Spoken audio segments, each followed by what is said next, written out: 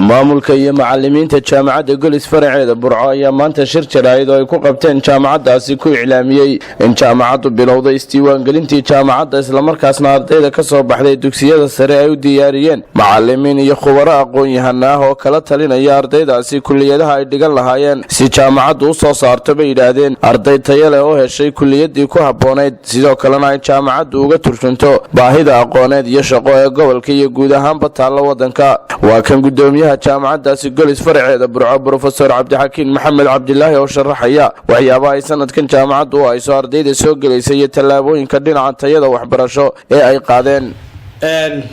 aad iyo aad baan u hambalyeynaa dhammaan ardaydii ka qalin jabisay dugsiyada sare ee gobolka gaar ahaan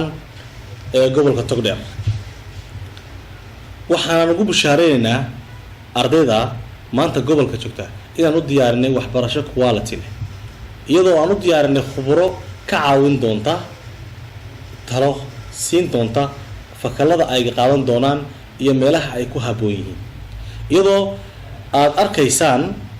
sawirka idin muuqda hadda serviceyadii iyo shaqadii aan u qabanay ardaydii hore iyo kuwa hadda ku jira aan u qabanay iyadoo aanu diyaarinay laabka idin muuqda ee telecommunication engineering ka mid yahay civil ka mid yahay laabkii uu ka mid yahay mataqaana caafimaadka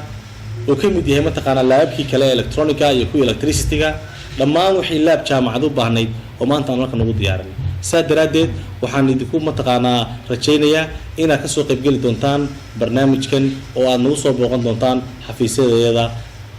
anagoo kaliya laabid ku soo dhaweyn doona talooyin badanna idin sii doona taa uu iman doonaa fakaladan iyo waxa uu doonayo waa lagala talin doonaa isla markaana wuxuu la kulmi doonaa markaa khubaro ku takhasustay mataqaana